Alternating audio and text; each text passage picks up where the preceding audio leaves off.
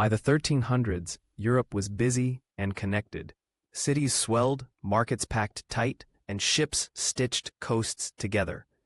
That connection made people richer, and it also built perfect highways for disease. Medieval cities were marvels of energy, but also of crowding. Narrow streets trapped smoke, waste, and close contact. When something contagious arrived, the city itself became an amplifier. Merchants didn't just move silk and spices. They moved news, coins, and timing arrivals and departures like a beating heart. A hidden passenger could travel the same schedule, unnoticed. Far beyond Europe, plague circulated in broader Eurasian networks. We don't need every detail to see the mechanism. Long-distance movement turns local outbreaks into continental events. Ships carried food and cloth, and the tiny ecosystems that lived in them. Ropes, barrels, and grain stores offered shelter for pests. In a port, one infected ship was enough to light the fuse. Medieval people were not ignorant, just limited by what tools existed. They saw patterns, argued causes, and tried remedies.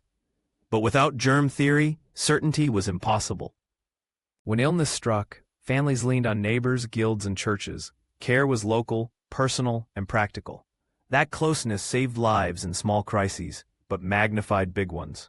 The 1300s also meant movement driven by war and politics. Armies and refugees compress people into camps and roads. Crowds on the move are fragile in ways stone walls can't fix. Europe's southern ports were gateways to the wider world. Every docking was opportunity and risk. Soon, a ship would arrive carrying more than cargo. Rumors traveled faster than ships. Sickness in distant lands, strange deaths on the road. Most warnings faded like fog. This one would not. When the Black Death reached European ports, it didn't arrive as an announced enemy. It arrived as normal trade masts, crates, paperwork. The disaster began with ordinary routine. Ports were crowded crossroads, sailors, laborers, inns, markets. People slept close, ate close, argued close. A contagious disease loves a place where strangers become roommates overnight. Today we know the plague bacterium often traveled through fleas carried by rodents. Medieval observers didn't see that chain. They only saw that wherever the sickness went, fear followed. Cargo moved fast grain to bakeries, cloth to workshops, spices to kitchens. The disease moved with it. The first cases appeared like sparks in separate corners of the same city. Some officials tried a new idea: isolate ships and travelers before they mixed with the city. Quarantine was not perfect science yet, but it was a brilliant instinct: slow the network. As deaths rose, bells rang more often and rituals multiplied. The sound became part of daily life. When a community's calendar becomes mourning, everything else breaks. Wealthier families sometimes fled cities for rural estates. They believed distance was safety. But supplies, servants, and visitors carried the same risk lines into the countryside. Soon villages felt the shock too. A traveler arrives, a household falls ill, and within days the entire rhythm changes. Small communities had fewer helpers and less backup. Stopping commerce meant famine and collapse. So many places hesitated. Leaders faced impossible choices: risk the disease or risk starvation and unrest. As the months passed, reports formed a grim pattern. Port to port, road to road, the same story repeated. A connected world was watching itself become unconnected. The Black Death moved with terrifying speed for its time, not because people traveled faster than today, but because the system had no brakes once fear and commerce collided. People described fevers, weakness, and sudden collapse. They didn't talk about bacteria. They talked about bad air, divine judgment, and fate, because that's what the evidence seemed to fit. Many believed poisoned air, miasma, was the killer. It made sense. Cities smelled, smoke hung low, and sickness followed. So people burned herbs, carried flowers, and tried to cleanse the wind. The famous beaked mask became a symbol of desperation and invention. Stuffed with herbs, it was meant to filter the air. Even when wrong about cause, people were trying to build protection. Care centers were overwhelmed. Monasteries and early hospitals tried to help the sick, feed the hungry, and bury the dead, but resources vanished faster than prayers could multiply. Markets closed. Workshops fell silent. Ships waited offshore. A city is a machine that needs people in every gear. When enough workers vanish, the whole machine stalls. Fear reshapes behavior. Some people hoarded supplies, others denied danger.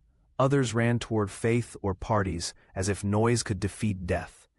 In a crisis without explanations, emotions become policy. Officials experimented with cordons, trying to draw a line around infection.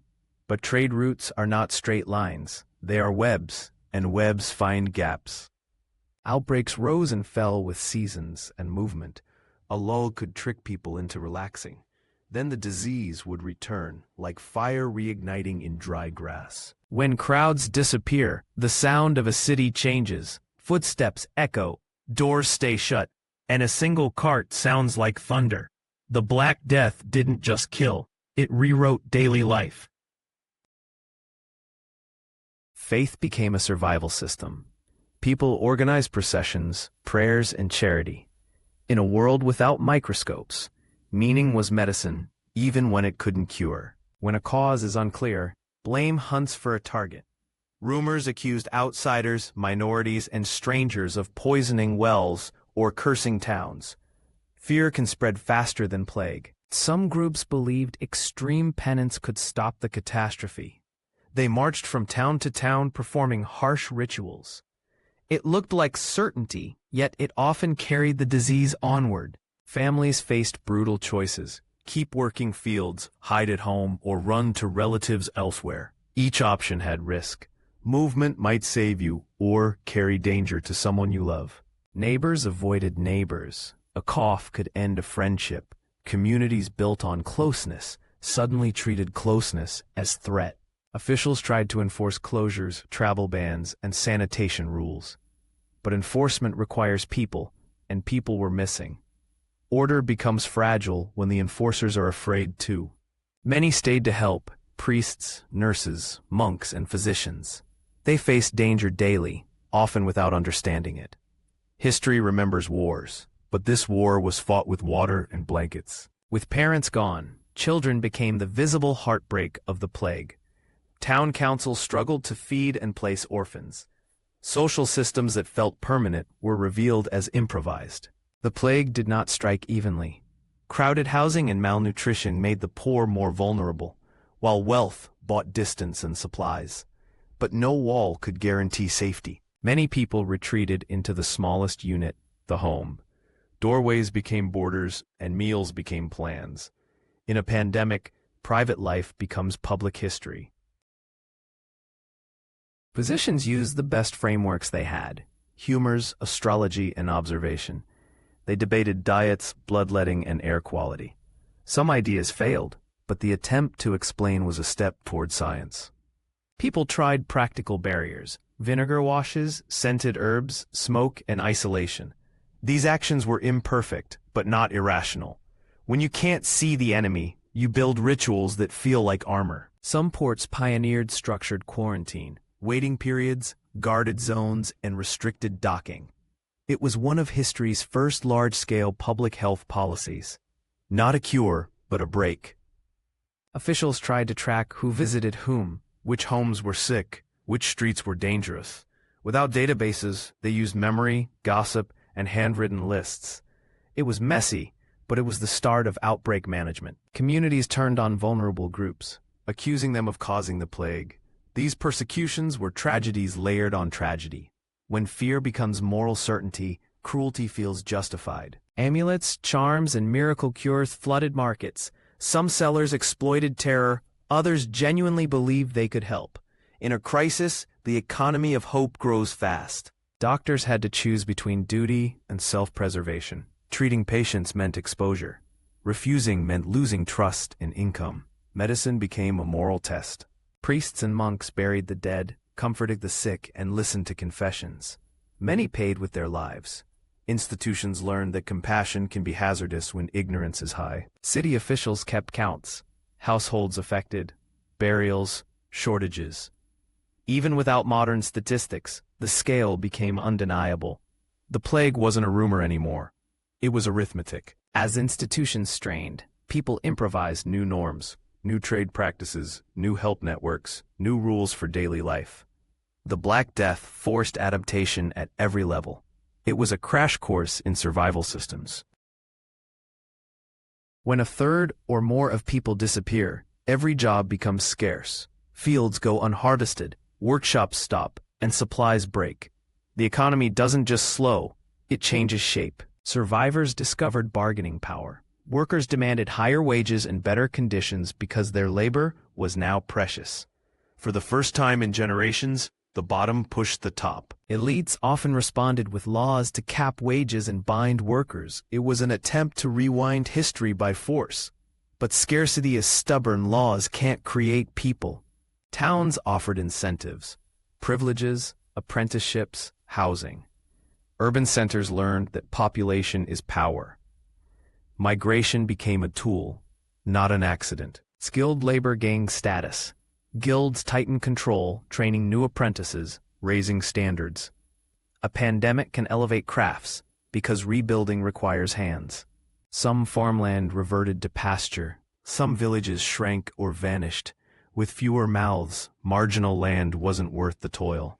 The landscape itself began to reorganize. With labor scarce, more women entered trades and managed property. Rules still constrained them, but necessity opened doors. The social script loosened under pressure. When prayers didn't stop the plague, people questioned institutions. Some clung tighter to faith. Others doubted leaders and rituals. A crisis can shake spiritual authority as much as political power. After the worst waves, rebuilding began, often with new contracts and new expectations. Survivors negotiated. The Black Death didn't just destroy, it renegotiated society. The plague reset bargaining power. It made labor valuable, weakened rigid hierarchies, and forced experimentation. Civilization didn't end, it rebalanced. When authorities tried to lock wages and control movement, resentment rose. In some regions, uprisings erupted. Pandemic aftershocks turned into political aftershocks. Art and culture shifted toward themes of mortality and time, not because people became darker, but because the truth became unavoidable. A generation that survives a plague sees the world differently. Even without microscopes, observers noticed patterns. Isolation helped, crowding hurt, sanitation mattered. Slowly, practical knowledge accumulated. Disaster became data. Ports institutionalized quarantine stations and health boards. It was one of the earliest examples of government managing public health. The idea would echo for centuries. Some people demanded better clergy, better care, and less corruption. Others turned to new movements and local saints. The plague widened cracks that were already there. As Europe rebuilt, learning institutions expanded. Curiosity about the natural world grew louder. It wasn't a straight line to modern science, but the line became possible. Trade recovered, but with new rules, new prices, and new centers of power. Survivors adapted supply chains. The network returned wiser and sometimes harsher. Some settlements never returned. Empty foundations and silent fields became memorials without monuments. Demography can erase places as thoroughly as armies. As wages rose and land shifted hands, a broader middle class began to form. Not everywhere, not instantly, but the social ladder gained new rungs. Survivors told stories to explain why they lived and others didn't. Some stories were spiritual, some practical, some simply human. Collective memory shaped what societies chose to fix next. The Black Death didn't reset civilization like a clean restart. It reset pressures, labor, land, power, and belief, forcing new balances. It was transformation through shock. Quarantine and sanitation rules were early public health pragmatic, not perfect. They showed a key insight. Disease is not only medical, it's logistical. In pandemics, the enemy travels on our best ideas, connection and movement. The first defense is to slow transmission paths without collapsing survival. That balance is hard and essential. Fear can isolate, but compassion can organize. Communities that shared food and care often endured better. Solidarity is a technology too. After mass loss, surviving labor becomes rare and valuable. That shifts bargaining power, wages, and social expectations. The plague proved that economics is ultimately about people. Art recorded the emotional truth, time, fragility, and the thinness of daily life. It helped societies process grief without forgetting. Memory becomes resilience. The Black Death reshaped politics and economies in ways that echo into modern Europe. It weakened some old structures and strengthened new ones. History's path bent quietly but permanently. It's easy to imagine medieval people as helpless. In reality, they experimented, adapted, and invented new policies, like quarantine. They fought with the tools they had and learned. The same networks that spread plague also rebuilt trade, ideas, and prosperity. Connection is not the villain, but it demands safeguards. The Black Death was a catastrophe, yet it also forced civilization to reorganize. It accelerated quarantine, changed labor power, and reshaped faith and governance. History isn't only made by kings and battles. Sometimes it's made by invisible microbes and the systems we build in response.